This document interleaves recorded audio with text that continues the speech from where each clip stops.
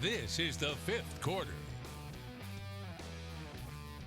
Buckle back in. We're back and ready for more high school football highlights right here on the fifth quarter. And Larry, still some great games to look forward to. North and South Brunswick, as well as Pender and Trask. A lot of rivalry games around the Cape Fear tonight. A lot of rivalry. I had a bird's eye view of one of them, so we'll get right into it and see what's going on. Yep, we should. Let's go. Three Rivers battle. St. Paul's on the road at the always tough South Columbus Stallions. And this South Columbus team a little bit younger than the past, courtesy of our friends at the College Columbus Career and College Activity. That is South Columbus trying to bounce back with a win, but a lucky break here for the Bulldogs early on. Snap is bobbled, but DeMonte Williams gathers it in and scores.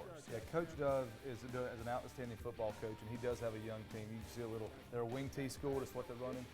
You know, he'll get it right, but sometimes you go through this. Yeah, and a play action there. You saw, they had a response right away. Jaquan Jordan downfield to Rajon Graham, drags a man into the end zone, tied the game up at 7. But this St. Paul's offense firing on all cylinders. Fake screen, and Michael Breeden fires it down, and Alte Jackson, nice catch there, and then the Bulldogs convert on the next play, create some separation. St. Paul's would pull away down the stretch, 51-27 the final score. Now let's go up north, shall we, to Rocky Point. Good rivalry game. The Heidi Trask Titans hosting in-county foe Pender, and this was a good one. Pender led 16-0 at the half, but Trask comes out firing the third. Inside handoff to David Newkirk, and watch the young man go to work, only a sophomore. Yeah, Trask is a first-year coach. They're putting things together, and looks like they got it going right now. That was a brand new ball game. The Titan cheerleaders loving it. We fast forward to the fourth quarter, down 16-8. Trask goes to the ground game again. Quarterback gets around the edge. Will Berry using his speed leaps at the goal line. We're down to 2, and they have to go for 2. They go to the same play. Quarterback can't quite get in this time. Hey, if it works, you think it's going to work again. Sometimes it does, sometimes it doesn't. Comes up just short, and that leaves us with this. 4 seconds left to go. 42-yard field goal to win it, but it comes up just short from Justin Eves. Tough one there. Pender holds on in another instant classic, 16-14. And I heard there was a penalty right before that kick that pushed them back 10 yards, so that was different. There was that holding penalty, moved it from a 32 to a 42-yard field goal. The Patriots, though, will take it, and from one rivalry game to another. This is one you're familiar with. Let's go down to Southport. South Brunswick hosting North Brunswick homecoming night, and the Scorpions are pounding the rock early on the ground. Michael Henderson Jr. straight ahead, spinning out of a few arm tackles. Yeah, a lot of these guys from the JV team when I was coaching at North, some really good kids, and I hate to see them beat us, but I'm happy to see DeMond Perry was injured. Got to talk to him for the game. Good kid. They had that field goal to make him go up 3-0, and then this. Roman Dilgard, plenty of time to throw, tries to make something happen, but Arlen Roberts knocks the football free right into the arms of Josh Gass, and no one will catch him, turns on the burners.